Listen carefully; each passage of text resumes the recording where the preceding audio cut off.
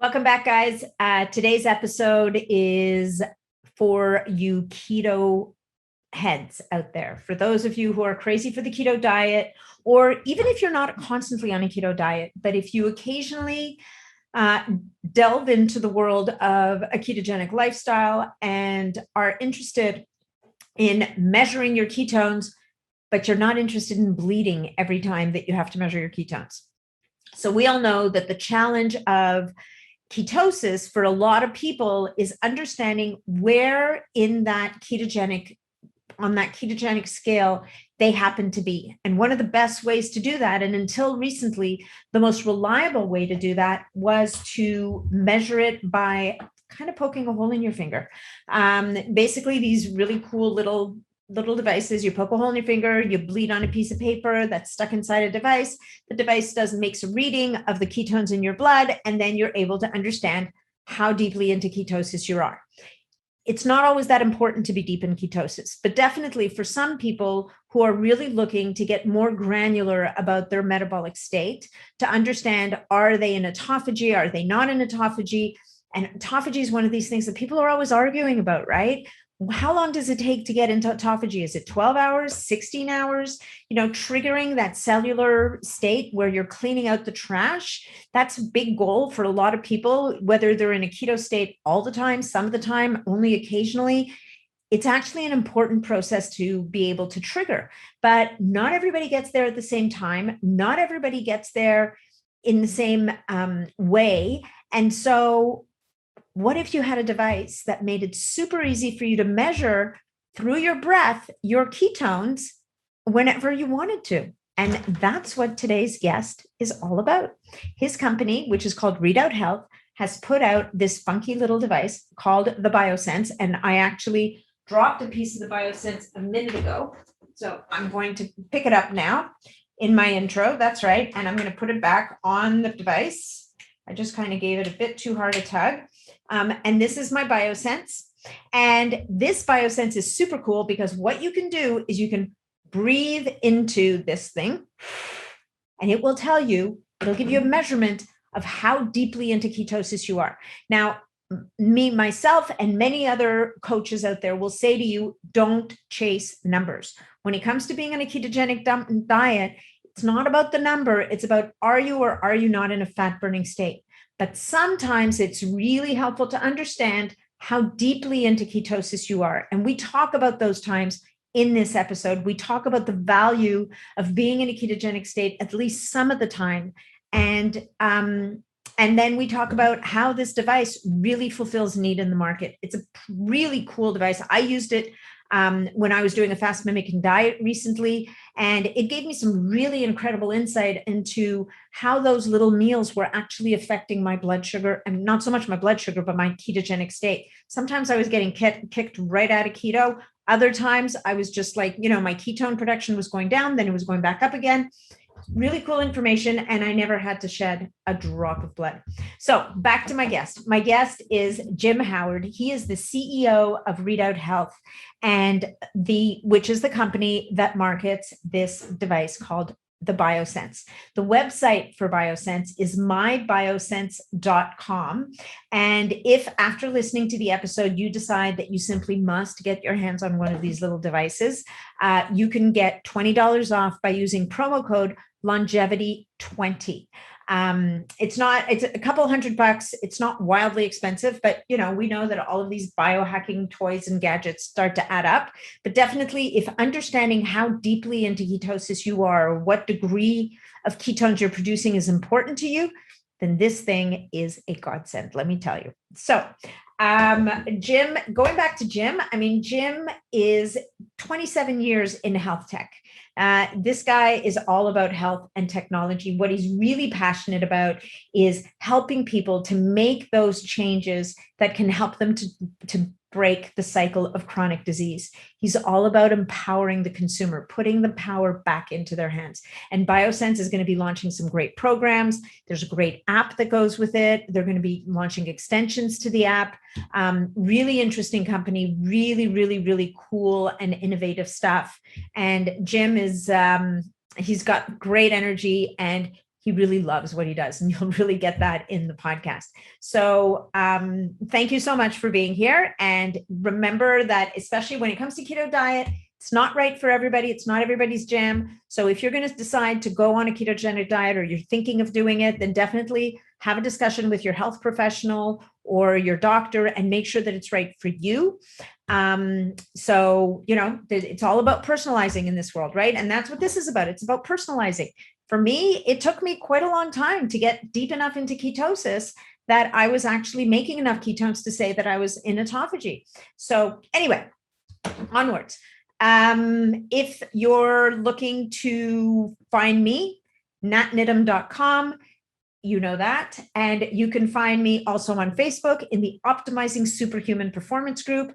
You can find me on MeWe in the Biohacking Superhuman Performance group. Of course, you can find me on Instagram at Nathalie Nidham, and on YouTube, my channel, just Nathalie Nidham. If you're watching this, you already know that. If you're listening to this, there will be a video of this episode also up on YouTube. So thank you so much. Oh, and also just a heads up, you will notice in the video that I apparently have a wardrobe change a few times, and that's because we had to record this in a couple of different takes, and also I'm recording the intro on a different day, which happens on occasion. So thank you for being here. I appreciate you guys. If you get value from this episode, please make sure that you share it out, share it with your friends, your family, your networks, anybody who you think would get value from it as well. Please make sure that you leave us a review, and please make sure to send me your questions and comments, because I love hearing from you guys. And that's what helps me to plan my next episodes. The reviews is what help us to rise in the rankings, and it helps me to get more amazing guests just for you guys. So thank you so much for being here, and enjoy the episode. Hey folks, before we launch into the episode, we have a sponsor, and our sponsor today is drinkhrw.com. And this company is all about the magic of molecular hydrogen. They make the most incredible molecular hydrogen products. So they make these tablets that you can easily just drop into your glass of water every single morning as you start your day, which is exactly how I start my day. I start my day with 2 tablets of molecular hydrogen, this stuff, in water with a squeeze of lemon, and that's what I take my supplements with. And so why do I do that? I do this because molecular hydrogen is this amazing foundation supplement that I include in mine and pretty much every protocol that I write for my clients. And I got to tell you, there's not a lot of things that I include for everybody, because I do believe that everybody needs different stuff. Everybody has different needs. But when it comes to molecular hydrogen, when we talk about a supplement that can help to manage inflammation, reduce inflammation, it helps to reduce pain in many cases. It helps to balance blood sugar, right? So improve insulin sensitivity. And when you hit even just those 2 markers, we are talking about already upgrading your body's ability to function really well during the day. Also really good for energy, really good for recovery for athletes. It's a pretty amazing substance, especially when we think of the fact that molecular hydrogen as a molecule is the tiniest molecule. It's the first molecule on the periodic table, but it's because it's so tiny that it is able to get in where it needs to in the cell and initiate all of these incredible processes. Drink HRW also has tablets that you can drop into your bathtub so that you can soak your whole body in it, get the benefits for your skin, get the benefits systemically into your body. So your skin is your largest organ of absorption, guys. So this is a great way to get your molecular hydrogen. It's also really great for people who've got aches and pains and who are sore. It helps to mitigate all of that inflammation. So what are some of the other reasons why you might want to drink molecular hydrogen? Well, as travel is starting to come back, is making a comeback, then I drink molecular hydrogen on my flight. I start 30 minutes before the flight, and I take it every 90 minutes while I'm flying, because when we're way up in the sky like that, we are actually exposed to radiation, and molecular hydrogen has been shown to be helpful at mitigating the negative effects of that radiation on our bodies. So ultimately, supplementing with molecular hydrogen is all about aging well. It's about longevity, and it's about managing your body system so that you can look, feel, and perform your best. And this supplement, molecular hydrogen, delivers on these points like nothing else. And one of the things I forgot to mention is that molecular hydrogen actually combats oxidative stress. And it's not just anti-inflammatory, it's selective antioxidant. Plus, it also helps to support a healthy inflammatory response. So, you guys, obviously, I can keep talking about this for a really long time.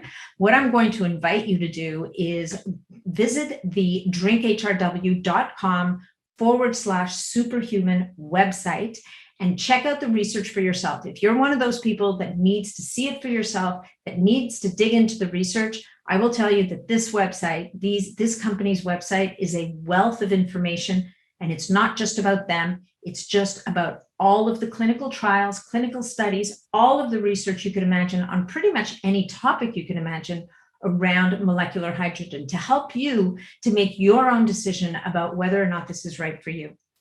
Like I said, I personally recommend it to all of my clients. I use it myself every single day. But for some of you guys, and for many of you guys, we should always be informed. These guys have one of the best repositories of information on this compound out there. So drinkhrw.com/superhuman. And if you use promo code longevity10, you will save 10% on your purchase, anything that you buy, and you can use that promo code over and over and over again.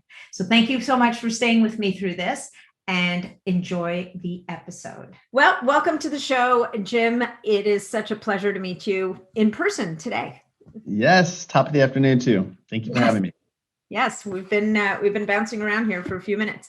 So today, you guys, as you know, I'm here with Jim Howard from, is it Readout Technologies? Readout Health in St. Louis. Readout Missouri. Health, right? And Readout Health is the company that manufactures and created the technology behind the Biosense, which is this very groovy device. I'm going to hold it up here on the off chance that I do a video, but it's unlikely I will.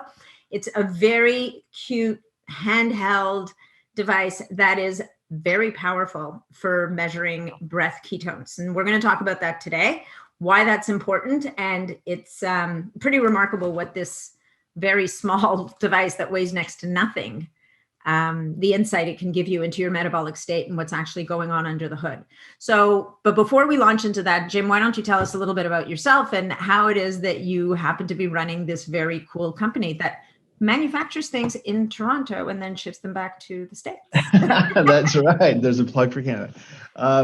So yeah, the story is somewhat unique. I have a ketogenic household, and I'm a 27-year health tech veteran. So I've been involved with a lot of startups and digital health companies, working a lot with Washington University here in St. Louis. And this particular thing kind of came by my desk, this science project, call it what you want. And it was my colleagues were working on a breath technology platform that really is solving the whole problem around having a validated clinical grade breath measurement and measuring analytes in your breath. So they were working on that specifically in the type 2 diabetes reversal space and obesity space. And I heard about it, and as someone that has a ketogenic household, for a number of reasons, I flew out and I checked it out, and I realized that this is legit. They had just cracked the code on having a true, highly accurate breath measurement that can replace blood. So the first device that they were working on, that we worked on, is Biosense, and it was released about a year ago. And it's in the consumer market, the research market, and the clinical market too. So we've got a lot of different eggs in our basket right now that we're working on, and it's been a lot of fun. Yeah, I'll bet. So you say you're in a ketogenic household. So how many of you are in the household and you're all in ketosis? And is that for health reasons or lifestyle reasons, or it is? Yeah. Well, you don't have to say if you don't want to, but I'm just curious because it's top secret in the Howard family. No, it's no.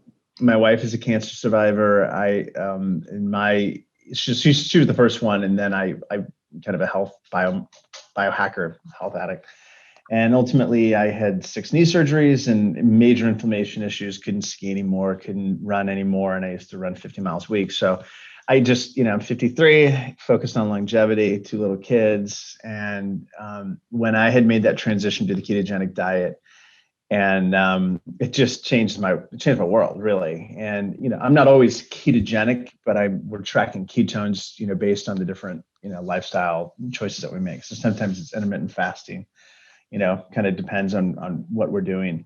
But it all started out as health reasons, for health reasons, and then ultimately it's transitioned into a lifestyle that we'll never move away from.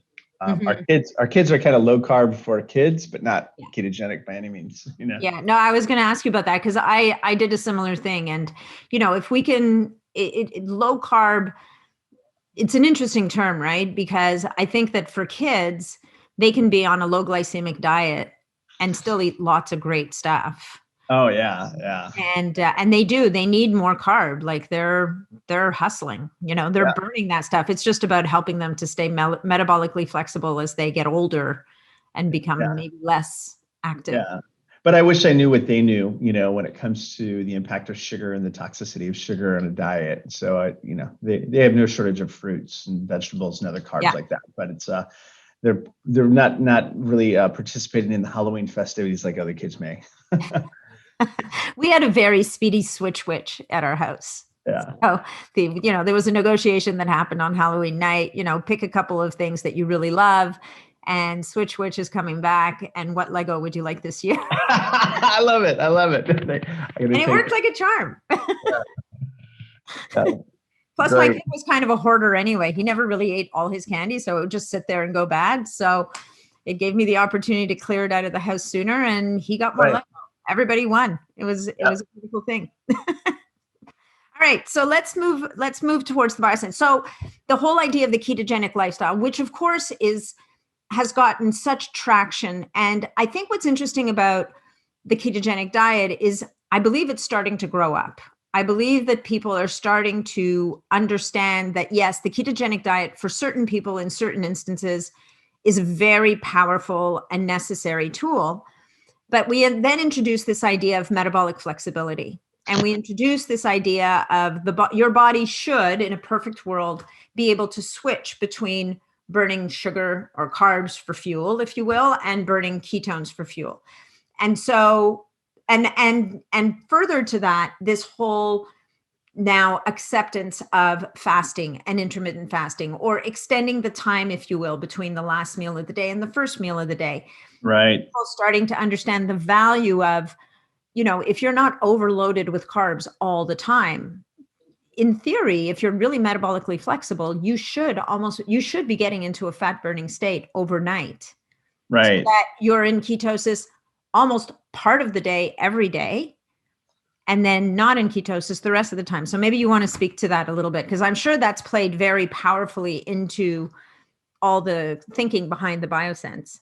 Yeah, that's a great point. So, we're primarily a clinical company, meaning we started out in working in the areas of reversal of disease, so metabolic disease. So if you think about obesity and you think about type 2 diabetes reversal, glucose is a great way to track, your metabolic response to food, but the damage is not undone there. You might prevent further damage, but you need to put your body into that state of ketosis, if not most of the time, all the time, depending on what the protocol is. So that's where we really kind of fit in and started a company to address that. In the consumer world, it's a little bit different, depending on the lifestyle or what the protocol is. And the keto diet gets a lot of play, quite frankly. I don't think you'd even see keto diet on our website anywhere. It's approaching ketosis, or that state of fat oxidation or fat burn, regardless of the protocol. So, it could be caloric restriction, it could be fasting, it could be any of those protocols. Some make a choice to stay in it. Some make a choice to bounce in and out of it, to be, that's where your metabolic flexibility comes in. The bottom line of it is, if you're following that carb restricted protocol in any regard, you will start to become, your body will be able to adapt to those, switches back and forth a lot easier. So, Biosense was designed to track all day. This is the key thing, is like your ketone levels or your fat oxidation, and that's indicated, that's part of that is the metabolic flexibility side. So, metabolic flexibility means burning carbs or burning, fat, as you're referring to. if you're burning only carbs, you're not going to see, you're going to get a 0 on the device. As you start to produce some ketones, you're going to start to see more and more and more on the device. We have 0 to 40 measurements on Biosense. Yep. So when you get to 5, for example, you're entering ketosis. So you fully can see metabolic flexibility. The difference is once you get into ketosis where the damage is undone, it's very, very specific. So, where CO2 is a gas, there's other devices that track that. They only tell you that you're in ketosis. Well, that's only the beginning of where, we start and go well into these different levels. And maybe it's autophagy. Maybe it's really high levels of ketosis for like epilepsy patients that try to stay up there. So the key point is this. You need to track your measurements multiple times per day because your ketones, just like glucose, are very dynamic. Yep. Even at the low levels where you're out of ketosis to the high levels where you're deep in it, you eat, you will have a response. So, 3 to 5 measurements per day can produce that trend line that you really need to modify behavior. Nice. So actually, let's back up a little bit and tell people a little bit about what they're measuring when they're breathing into their Biosense. Yeah. Right. Okay. So they're measuring a particular ketone body that is a downstream metabolite and that is released in the breath. That's right. Yeah. So it's excess. So, there's, when it comes to ketone levels, they can be measured in either acetoacetate, which is in your urine. It can be in your blood too. Acetoacetate is what's actually metabolized by your blood. By your mitochondria. So, and then you have BHB. So beta hydroxybutyrate is what is actually when you prick your finger once a day. Yeah. That's BHB. That's a storage ketone. That's not metabolized. And then so you have urine, you have blood, and then you have breath, and that's acetone. So we measure, acetoacetone can break down into BHB, which then can then turn back into acetoacetate, or acetoacetate can convert to acetone and be flushed out of your system or breathed out. So it's really complex, but the bottom line is there's 3 different types of ketones. Breath has been until Biosense, it's been a big failure as a measurement because fundamentally there was no one able to only measure acetone in your breath that's at a high concentration. And to do that, you have to fractionalize your breath. And at a kind of a high level, that means in your breath, the vast majority of your lung is just, it's ambient air. It's not even interacting with your lung tissue. So if you can chuck all of that out and only measure the air that's interacting with your lung tissue, then you can get a highly accurate measurement. And that works for any analyte too. So that's a question to ask anybody, like, do you have lung sampling, or are you fractionalizing breath measurements? If you're not going to get an accurate measurement. It's just not possible. So you probably just get a range of something. Right. So 40 measurements, very, very specific, and it's measuring parts per million. And then we of acetone, of which we then convert into our proprietary number called ACEs. So 0 ACEs means you're burning carbs. 5 ACEs means you are now entering ketosis and burning fat. So then you got another 35 measurements in how much specific levels of fat burn that you're approaching. So 15 would be like an inferred autophagy. Maybe that's your target for cell regeneration. And so is that consistent from person to person? Like so the time, and I guess we'll talk about this as well, but is it true is it consistent from, like, for me and you? Let's say if I hit a 5 and you hit a 5, it means the same thing. It means that we're just at that beginning stage of ketosis. We're in a light state of ketosis, or we're producing some ketones. Whereas once I hit 15 and you hit 15, we both will be in autophagy. Well, yeah, it might take me longer to get there than you, let's say. Exactly. Yeah. So I think that, right now levels of ketosis are right around like 0.5 millimolar on a blood device, or 5. We're about 10 to 1. So about 10, 5 ACEs for most. Readout Health, for example, they're seeing really levels of ketosis into 3s and 4s. So it really depends, but roughly 5 would be entering ketosis. So that's that nutritional ketosis that we talk about, 0.5 to 0.9 It's Yeah. kind of a light state of keto. It's what you might expect to wake up in on a regular day, as Yeah. Well, you would like to anyway. yeah. I mean, if you are very metabolic flexible and you have a low carb protocol, yeah, then you should be able to be in kind of that. I mean, you'd have to be pretty darn metabolically flexible.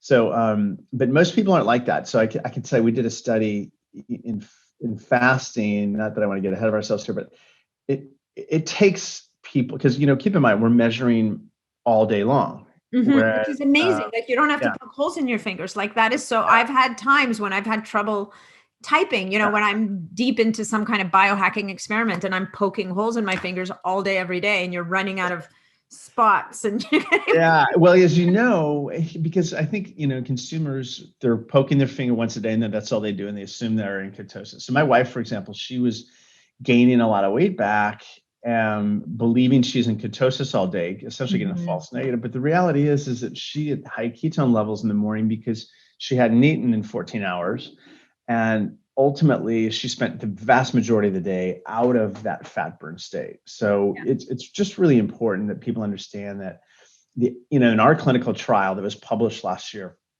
exposed that a single measurement per day is actually a really poor clinical indicator of ketosis. Sure. It's about 50% off of a time weighted average of doing 3 to 5 measurements per day. So much like CGM, I mean, we're basically the CGM for ketones. And so if you do it 3 to 5 times per day, you're really going to start to understand your metabolic response to foods, and then know that banana to you and Nathalie is different than a banana to me. Yeah. And then the complexities of how big's the banana, and then what's your weight, and then How how ripe ripe is the is the banana? banana? Well, That's no, and right. is it a ripe banana or a green banana, right? The That's also banana. going to have Yeah. a different impact. But so, and it's funny that you mentioned CGMs, because what's come to light for me recently is that some of the CGMs on the market, and probably the ones that are the most readily available to consumers, are pretty problematic. Like, they're not super accurate. They can be, it seems to me that there may be some calibration issues, because I've had people wearing CGMs who are getting they're getting readings that don't make any sense to them. So then they'll go and they'll poke their finger, and they'll get a completely different reading from their finger. Yeah. And so, which is distressing, right? So now you've stuck this needle in your arm. Yeah. And I mean, for me, I put one in a while ago, and I went to do a workout, and I was working out with these heavy bands. And of course the band caught on the CGM. Next thing you know, there's blood gushing out of the top of it. Oh my gosh, yeah. Well, keep in mind. I mean, a BHB, measuring beta hydroxybutyrate from a blood ketone device, that's like taking a single measurement. That's not the gold standard. The gold standard is a venous draw, and clinical studies have shown that there's about a 20% difference. So, I don't think anybody should be going to poke their finger and just make an assumption that that's going to be what the real ketone levels are. Yeah. It's not. So they'd have to do a venous blood draw. But these are, one's interstitial fluid, one is serum. Not with our device, it's acetone. So they're all a little bit different, as long as people are kind of flexible to understand they're different ketones, they're different ways to measure. The real important thing is, what is that trend over time, and how can I modify behavior based on that? Yeah. And how do I get to know myself? And if you focus on behavior modification, then you can start to see, well, wait a minute, if I deplete glycogen stores before a fast, for example, how fast can I get into autophagy? If I do, instead of, doing this, what I normally do, I want to do, 72 hours, what happens? All these things you can start to modify and make it easier on yourself. Maybe you're avoiding foods that you don't really need to avoid. Absolutely. No, I think that's so important. There was actually a really interesting study that came out of what's the name of it's a university in Israel, and they noticed, or they knew that the national food of Israel is hummus. I don't know if it really is, but everybody in Israel eats hummus, right? They mash up chickpeas, they mix it with some tahini and whatever else. And that's what everybody eats. And pita, exactly. Although the last time I was there, we went to this one place that only makes hummus, and their concession to people who don't eat pita is they would give out slices of onion to eat the hummus with, which is pretty potent. I'm here to tell you. Anyways, so I just asked for a spoon. I'm like, I'll just eat. But anyway, I think it's the Simon Wiesenthal Institute in Rehovot in Israel. Anyway, they realized that half the people you give hummus to have steady Eddie blood sugar. It does exactly what it's supposed to do. It's a, slow burning carb. It's got a certain amount of protein in it. You're not going to see blood sugar spikes. But then there's a whole bunch of other people, you give them hummus and they're like become pre-diabetic in like half an hour. And they're like, well, what the hell? And what they realized in that study is that it had to do with the composition of their microbiome. And so how those bugs were treating the carb. So it's a little bit to your point of what the banana is going to do to me and what the banana is going to do to you is very different. Right. In terms of our glycemic response to the same food. And so similarly, what really intrigues me about the Biosense is this whole, because, I run a big Facebook community, and every once in a while somebody gets on this topic of intermittent fasting because they want autophagy. They want that cellular cleanup that happens when you get to a certain stage of ketosis in your fasting. And there's these endless discussions. Well, does it take 12 hours or 16 hours? Is it 18 hours? Actually, I heard it was 3 days. Now I heard that 5 days is what you need. And you get these people like fighting with each other, and there's studies being thrown around all over the place, and nobody really knows. And so what really caught my attention with the Biosense is when you said to me, you know what, Nat, like we can tell from the acetone levels in your breath at what point you are likely to be getting into a state of ketosis that allows your body to initiate this metabolic process called autophagy, or cellular process called autophagy. Yeah. And this is really important. I can tell you at a personal level, when we started designing this for chronic disease management and for chronic disease prevention and longevity, health span, number one is like, you got to crack the code in this breath sampling because everyone else has failed. And that's why you only get like these 2 or 3 or 4 or 5, ranges. Yeah. So if you can do that first and be so specific, then you can start to build, behavior modification and articulate these different states that go well beyond, hey, I ate a banana and this is what it does, so I'm in ketosis or not, but because that's this really limited value. It's like, wait a minute, now we can really get granular on this. So, the seminal study from December 2019 on, what is these areas of inferred autophagy in mice. And that's all there is right now is mice and cell regeneration. And one of the things that we believe as a company is that it's not just personalized nutrition that is an absolute requisite to have appropriate health span modification. There's precision fasting too. And fasting is probably, right now, when it comes to intermittent fasting, that's probably your target direct way to get to this autophagic state. And we've been so dependent on duration. Like, hey, you do your 18-6 or you do your 72-hour fast. And if you ask anybody why they do it, it's because a friend told them to, or they read it somewhere. But there's no biologic response specific to a duration, right? It's just, hey, it's like kind of like you and I should go run 5 miles. We know it's going to be good for us, but we don't know if you really need that to burn X calories or me. So it's kind of like 10 years ago, 15 years ago. That's all we knew though. Everybody should go work out and So bottom line is this, is that we can now monitor these levels and infer from studies that autophagy is right around on an average basis, cellular basis is maybe 15 ACEs. So on average, and again, we'll kind of shift that around, but that's the time where we believe that most cells will start to regenerate. And we can then monitor how long does it take to get there. And quite frankly, it doesn't matter how long the fast is, it matters how long you're actually in that state. Mm-hmm. So one of the things that I personally do is I call it an autophagic sprint. And that is, I want 24 hours above 15 ACEs. So I want 24 hours in autophagy. That's a heck of a lot more important. Like my duration is actually in cell regeneration. It's not, hey, I want to do a 72-hour fast and hope that I spend some of that time in regenerating cells, and I don't have a clue unless I measure. And that's the real value of that, because I can tell you an 18-6 diet, unless you are extremely carb restrictive, it is highly, highly, highly unlikely you're going to reach an autophagic state ever, Right.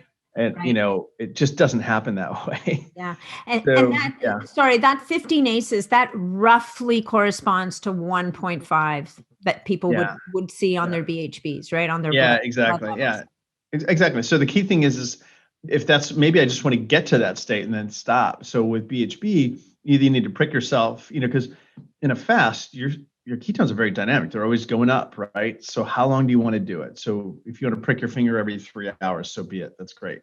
Or you just blow into the device every few hours and you can start to see, hey, right now, I'm not very metabolically flexible. It's going to take me, if my target is 24 hours in autophagy, maybe it takes me 35 hours to do it. Over time, maybe it takes me 20, to get there. But the bottom line is you can start to monitor. So, you'd see Peter T and you see, people like Dom D'Agostino, they're seeing their BHB levels, actually their peak BHB levels go down over time in these 72-hour fasts. And that's called redox potential. And what they're seeing is that their bodies are storing less and less BHB. Okay. And that's why breath acetone is probably a preferred methodology over time, because it doesn't decrease over time. So, yeah. Okay. So wait a minute. So they're seeing their BHBs drop. And is that not just because their body's more efficient at using them, or? They're storing less. Yeah. So they're storing, because BHB is a storage. Oh, it's the storage, right. Yeah. So they're basically, their mitochondria is efficiently burning that BHB for fuel. Yeah, and so you're not able to monitor it through your blood anymore because it's just not there.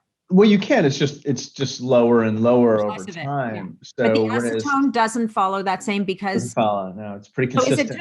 So is it like a byproduct of metabolizing BHB, basically? The acetone? No, because acetoacetate is metabolized, not BHB. So BHB is a storage. Right. Ketone. Sorry, the acetoacetate's getting.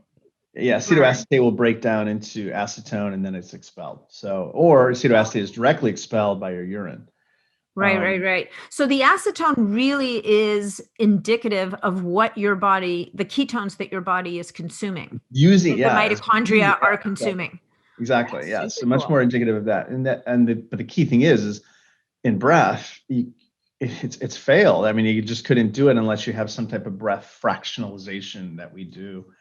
And that's what we figured out. So, Biosense is the first device. And then we have another one that'll be more in the lines of microbiome, and, it'll be fun. We're continuing to focus on bringing data so that people can modify behaviors and just know more about themselves.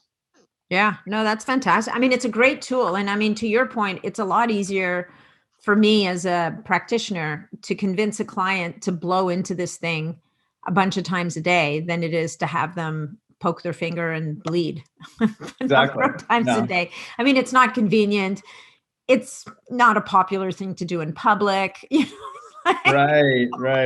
Or if you're fasting, I mean, think about this is like, because intermittent fasting is the number one dietary protocol right now.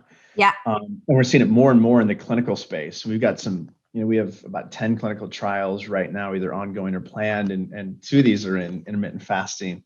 So I'm pretty excited about those, and I'll be in Europe to work on this summer. But when it comes to intermittent fasting, there's so many really cool apps out there. I use them. There's probably 4 or 5 that folks use, and it tracks your duration. They're just a clock, right? Yeah, it doesn't tell you anything. Yeah, and totally. The little icon on there that says, "Hey, you're in autophagy," and everyone magically enters that at the same exact time. So we have, because we're all exactly the same magically. Yeah, exactly. So, magically, all of a sudden, we're bio-identical to each other.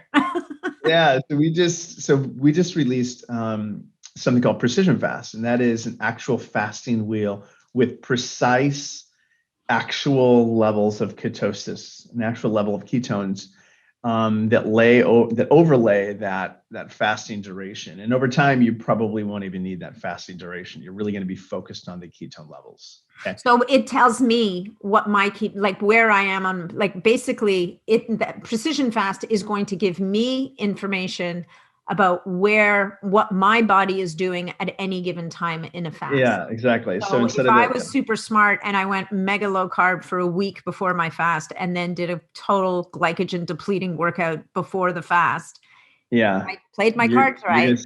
I'm gonna get to those 15 aces a lot sooner than my chocolate donut eating friend. Yes, if autophagy is your target, you're going to see that happen quite quickly. And then it's that time in that range, that time above 15 aces is the critical thing. And over time, I think people are going to develop more and more biomarkers very specific to health span and autophagy, which is fantastic. So for now, it's pretty limited though. So this is a good way to, as a proxy of where you are. But this is the number one thing that we see in our users is it takes a lot longer to get into these perceived states of benefit. For sure. And it can be frustrating, to be honest. And we spend a lot of time with people on the phone and saying, it just takes a while. And if you're measuring once a day and you just assume that's what your level of ketosis is all the time, it just doesn't work that way. Your body doesn't work that way. So, no. And I think as a biohacker, or person who's interested in this stuff, it is so fascinating to be able to breathe that very first minute that you open your eyes, and see that, the day that I woke up filled with angst, there was not a ketone to be found because my cortisol was so high. Yeah, exactly. My blood sugar spiked and the ketones just kind of go whoop, like they're gone, right? Yeah. And understand, like, starting to really, it's such an amazing way to be able to demonstrate to people, because that's the business I'm in anyway, is helping people to understand the consequences, not even the consequences, but the implications of their actions on their metrics, right? Yeah. It's the reason why we wear a BioStrap or we wear an Oura ring, so that we can hope to help people to understand, look, I'm not just being mean and telling you can't eat an hour before bed. I want you to see the difference when you stop eating 3 hours before bed and you stop eating 10, like as your eyes are closing, kind of thing. Right, exactly. The impact on your physiology, your health, and your ability to recover. And similarly, this thing is, all right, you know what? Let's see what happens when you eat this many carbs in a day. Does that allow you to deplete those? Is your lifestyle allowing you to deplete those carbs so that you can get into even close to some kind of a metabolic state overnight, that you're even in nutritional ketosis in the morning? Right. Here's the other thing too to think about is, it's highly motivating. Okay. Yeah. We're seeing this in obesity clinics that are using Biosense right now, is that, no one wants to jump on that scale, because it's going to take several days to lose that first pound or something like that. But in obesity, or someone just that's overweight, that's on a carb restricted protocol, if you can just see that 1 ace, 2 aces, 3 aces, and you're approaching, now I'm starting to produce ketone bodies on my 3rd day of carb restricted. All of a sudden, you know why you're doing all this. I mean, it's tough. It is so tough to lose weight. And if you can start to do that and see these little baby steps, and then you are, some people just chase the number and they're like, okay, I'm going to breathe into this thing 10 times a day because I want to know how fast the reaction is to broccoli versus, some other vegetable. And then they really get granular with that. But, we have a clinic on the East Coast that has patients that are really difficult patients that are losing 40 pounds in like 3 months. And it's not driven by a new protocol. It's just driven by the fact that for the first time between visits to the clinic, these people have agency. They know what's happening to them and they get feedback. So you're closing this feedback loop to people that don't want to be altering their diet. They don't want to be doing that. And so it's pretty cool. It's pretty cool to be able to think about that. It's gamifying the process, right? Yeah. And I'm sure if you get 2 or 3 people in a cohort and they get competitive with each other, if you can kind of keep that on the positive side, so that, right, you're not getting all stressed and you're not getting your cortisol away, like they're getting into that vicious cycle. But and to your point, it's about those small wins. So you don't have to wait for the scale to move. And we also know that the scale is not always a great picture of what's going on. Like if we're lucky enough to get them moving and they're hopefully maybe building a little bit of muscle along the way, and Right. fat, it's about losing the inches. If you can see the 1 or 2 or 3 aces that day, as opposed to having to wait however many days or weeks it takes to see the difference on the inches or the scale. Right. To your point, it's those small little wins that just keep people in the game and engaged and feeling like they're having success. Yes, and that's why a scale really should have a big sign on it that says not intended for anyone interested in gaining any muscle mass ever in their life.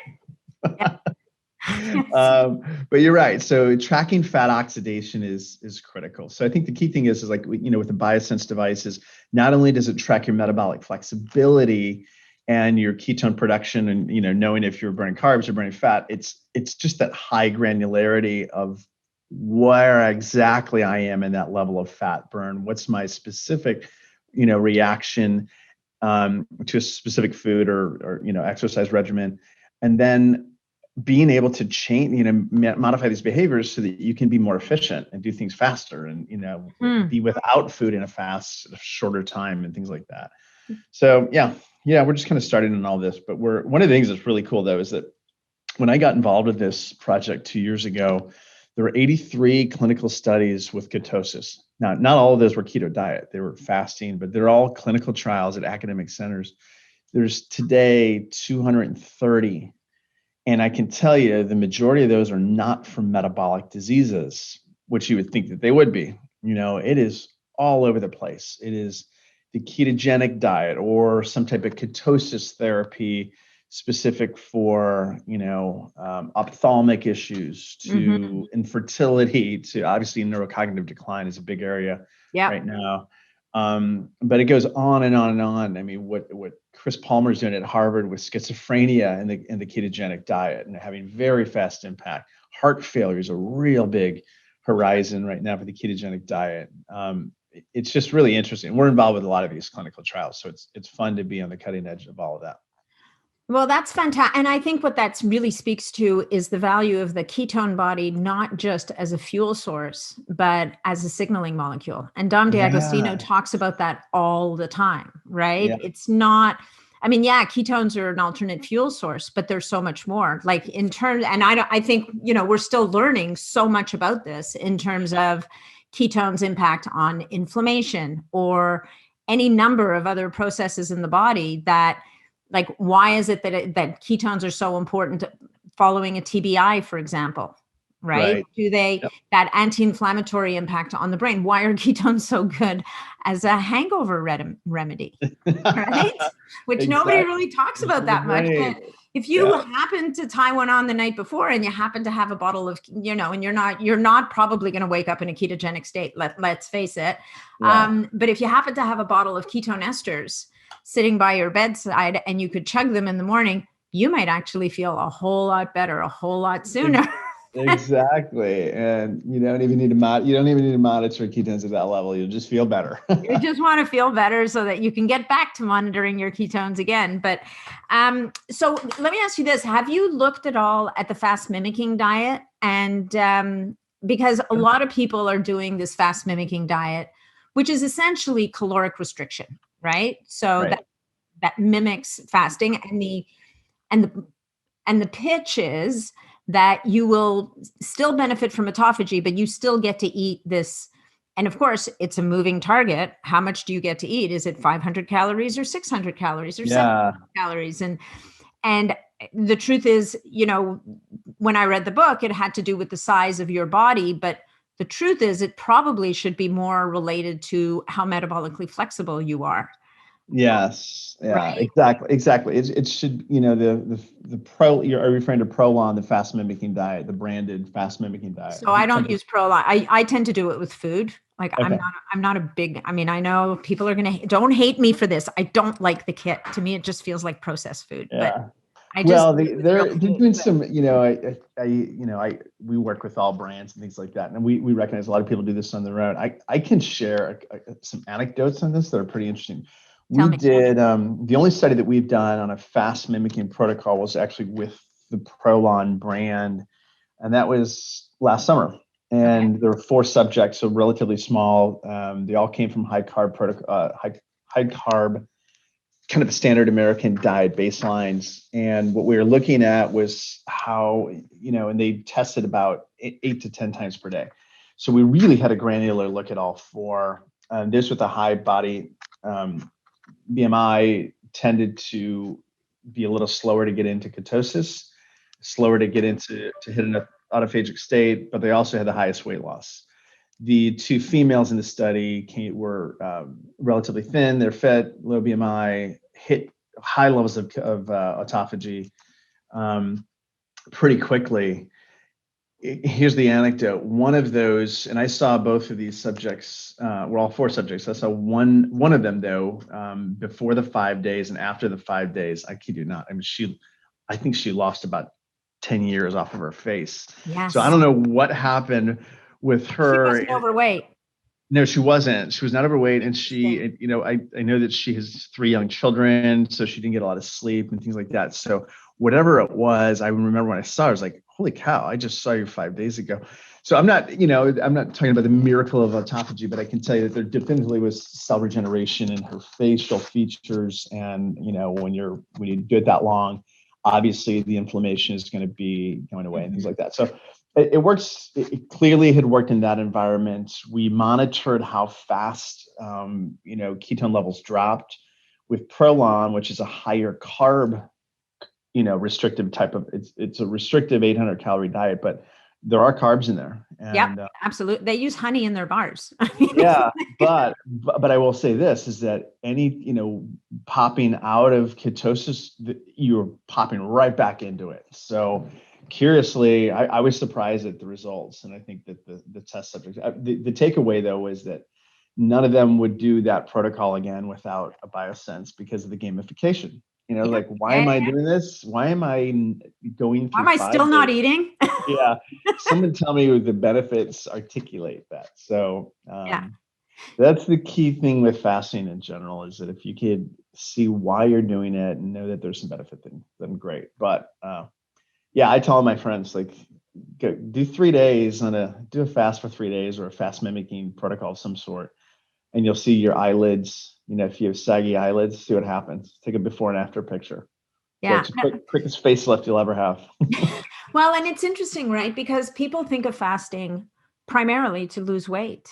And what we're tapping into here is really the rejuvenation that happens at a cellular. And I mean, it's the immune system, it's skin, it's every part of your body is able to kind of do this cellular cleanup, like get rid of the waste, get rid of the old stuff. It's the spring cleaning that we all want to do or would like to do. And it shows up in your face. And to some degree, I think that the fast mimicking diet, whether it's with a Prolon kit or you're doing it, and you can do it with soups or with salads, like whatever the case may be. It's a bit more work and you have to plan it ahead. Right. It's a lot more accessible and a lot easier to a lot of people than the idea of just drinking water and nothing else for 5 days. Yeah, right? exactly. You can actually, when I've done it in my house, I can kind of hide from the kitchen all day long, and then I save my meal for the end of the day. So I'm basically doing an OMAD protocol 5 days for 5 consecutive days. Yep. But so this is the question then. So do you need to do it 5 days? Do you need to do it 4 days, 3 days? So all these different things, like, to me, if I could be in autophagy for 5 days, I'd be pretty happy. Like, there's no, so this is the question to you, maybe. Is there a downside to being in a state of autophagy for 5 days versus 3 days, or is there, I think at some point you get a point of diminishing returns, obviously. But if I can tell you from how I feel, it's taking me longer than it should. Got it. I crawl through my fasts. Like, I never, those people that tell you, oh yeah, after 2 or 3 days, I stop feeling hungry. My energy's off the charts. My brain is clear. I feel amazing. I could go for days. And I'm sitting there going, either you're full of stuff or you're flat out lying, because I remain like I could eat my arm off until the bitter end. Like, Yeah, well, I think you make a really good point. So there's a couple of different ways to look at it is, in my opinion, and that would be either you don't want to be doing what you're doing and like, hey, I just went 24 hours in autophagy, and I'm going to do that as efficiently as I possibly can. Or you've got someone like yourself that is, hey, I'm going to do 5 days in this, and guess what? I'm going to spend more time in autophagy by becoming more efficient. Those are the two ways that, now, bottom line is you're probably going to have a higher benefit than me because you've got a much more time in that, that state of cell regeneration. So over time, there's not enough studies right now. I mean, I'm surprised that there are, long-term studies on people in their 50s, for example, I'm 53, and I would love to be part of a study, where let's really look at health span of those that are remaining in some type of level of, ketone bodies of 3 ACEs to, 10 ACEs on average for their entire year, with the exception of New Year's Eve. And you know what I mean? So those are and the your things birthday, because you got to have cake. Yeah, that's right. I figured that one out too, though. My carrot cake that's low carb. But yeah, I think that there's some really interesting studies to be had, with all of this. I'm personally so interested in it. I'm 53. I've got a 5-year-old and a 7-year-old. So as an older dad, I've got to keep up, and it's worked really, really, really, really well. And but we're all learning as we go, and yeah, people like you that are working with clients and sharing stuff on podcasts, that's just a great step. We'll keep plugging away at the technology side of it. Yeah, well, I think the technology is fantastic. Honestly, I didn't get it for the longest time. I couldn't remember that call. I couldn't even figure out how to turn it on. And then I tried to, so people, just so you know, and you don't embarrass yourself like I did, calling up, the support people going, why won't it work? And it's because it won't work when it's plugged in. Note to self, you need to unplug the device before it will take your measurements. So pretty much any device you put to your mouth should not be used if it's plugged in because of electricity. So yes. Oh yeah. Well, I was pretty confident I wasn't gonna get electrocuted, but no, don't buzz your lips. But no. yeah. But once you get this thing working, like it's fantastic because it's so easy. It fits in your pocket. Like, I mean, I sound like an ad now. I don't mean to be an ad, but honestly, it couldn't be simpler or easier to use. Yeah, and integrates also, with a lot of the apps that people use for nutritional intervention. So, or nutritional lifestyle of tracking macros and things like that. So, which apps does it interface with? So let's talk about that a little bit, because I know that you've done some work in this area. So what are the apps, the food logging apps? Yeah, so the food logging apps would be, Senza, Chronometer, Carb Manager, all of those, the device measurements can go into, those apps and overlay ketones, with whatever you're eating. Perfect. Yeah, I use Chronometer in my practice. I think it's the best. Honestly. Yeah, I think I'm a big fan of, and of course you say chronometer, I say chronometer. Chronometer or chronometer. I wonder what they call it. I think they call it chronometer. Well, I think they call it chronometer. They're Canadian, so I could be wrong. Yeah, they're over in British Columbia. Yeah, that's right. But, they're on the other side, but they are in Canada. Yeah, so there's a lot of Canada going on. So this, we're not too big where we think that everyone should just use our mobile app. It's bottom line is people are, pretty centered on what they want to use, and we're happy to provide measurements to modify behavior. Yeah, no, and I like I said, I mean, I really like how easy it is to use, and there it goes. It's lighting up for me now. It's a little bit noisy. I have to put it in my pocket if somebody's still sleeping, but it's yeah, I haven't been very attentive to my carb load in the last little while, but I was pleasantly surprised to see that quite often I will wake up in a light state of ketosis in the mornings, like somewhere in that 5 to 7 ACEs. And it is funny, you do get a little self-satisfied kind of rush going, look at me. I wasn't even trying. Yeah, there's your self gamification. Oh my God, it's actually hilarious. Yeah. And you catch yourself and you go, really? Yeah. Anyway, this is a great device. Thank you so much for all this, is there anything else you think people should know about the Biosense? Like what have we missed? You've got the new feature coming out, the Precision Fast, which I think, so that's kind of mid-May, May 20th kind of thing. Yeah, right on May 20th is when that will be out. So, everyone can actually have a personalized fast and know where they are in that journey. And perhaps they don't need to fast as long as or maybe longer than they anticipated. But that's one thing. And then we're adding a lot of different things on within the mobile app in the next year. So one of the key things is that there'll be machine learning built in. So, let's say that based on your previous measurements and your target of, hey, I want to lose weight, if that's the case, it can start serving up a lot of notifications on what you should be doing. So kind of like somewhat of an automated coaching feature. Nice. Automated, light stuff. And then that can be tweaked by an actual coach, or it can be tweaked by an actual, a clinic that we work with that can drop in their protocol. So that's the key thing. So about half of our business is on the clinical side. So a lot of this is being built for that too. That's fantastic. That actually is the whole machine learning aspect is really fascinating, right? Because it's, an app that now it's a little bit why the BioStrap I think is so fantastic, is that it learns you over time and holds you to your standard as opposed to the standard of everybody else. Right. And again, it all goes right back to the same thing, is that personalized. And I think if people take a step back and said, all these different devices and apps and stuff that I'm tracking, is it personalized? Okay. Yeah. Is it truly personalized? And it's, the vast majority of the time, it is not. I mean, you could use a weight loss app, and there are a lot of them that are really, really popular right now for weight loss. And the majority of them have no biomarker data, so they don't have a clue. It's just it's giving you the same exact information as it's giving me.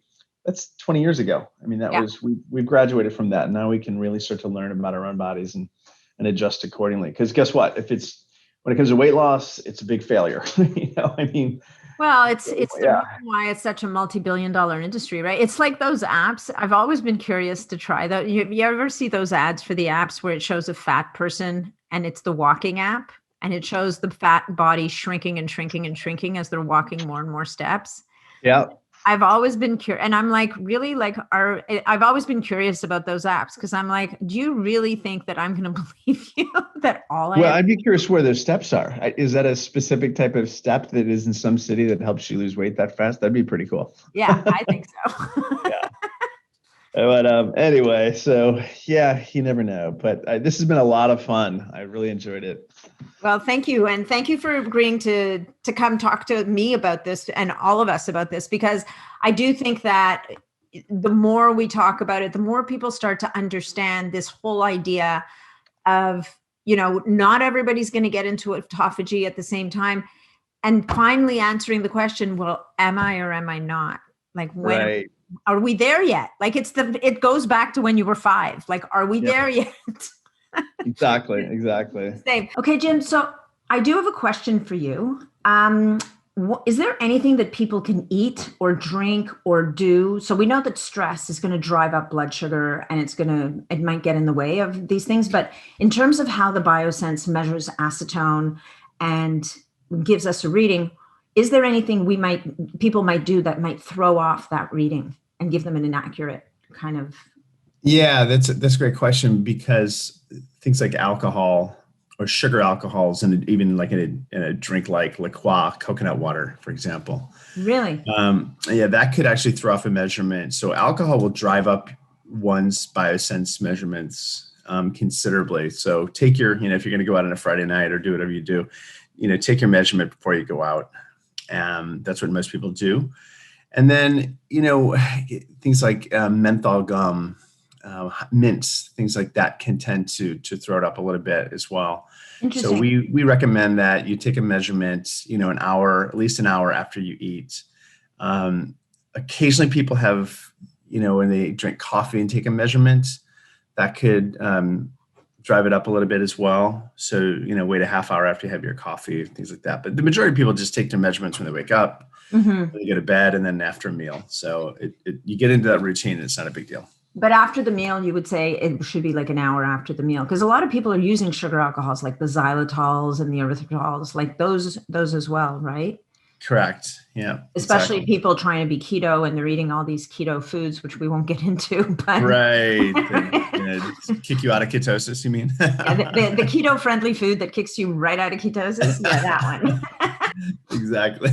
Okay. And then when you say alcohol, so what about the morning after the night before? Like if you wake up hungover, I mean, you're not going to likely be in ketosis anyway. No, But will the residual from that whole... Good. I mean, it depends. I mean, as you know, there's still alcohol that could be in your system or alcohol in your breath, certainly. Yeah. So if you've got that spouse that smells like a beer keg, distillery, good chance they're still going to have alcohol in their breath. Okay. All right. Okay. Well, that's really good to know. Thanks for answering that. I think that's my question now. And you know what I think we're going to end now. We've been going for a while. So why don't you tell people how best to find Biosense? And there's lots of great information on your website, lots of good research. I've been poking around in there for a while, and it sounds like there's always new research coming up. I mean, it's such an active area of research these days. Yeah, we're really fortunate to be part of a lot of these research projects. But if you can find us for product information, it's at mybiosense.com, and you can buy the device there online. If you're a clinic, you can just contact us directly at info@mybiosense.com or info@readout.health.com. Either one of those will get to us. Fantastic. And you've got a code too that you mentioned, so that can help as well. Yeah. So Longevity 10 guys will give you 10% off your Biosense device. And also you're on Instagram as well, right? Do you have an Instagram page? Is it My Biosense or Biosense? Yeah. So Instagram is My Biosense. Perfect. Okay. Amazing. Well, Jim, thank you so much for everything today. It was great to talk to you, and it took us a while to get it together, but Gotcha. It's been fun. Thank you so much. Okay, thank you.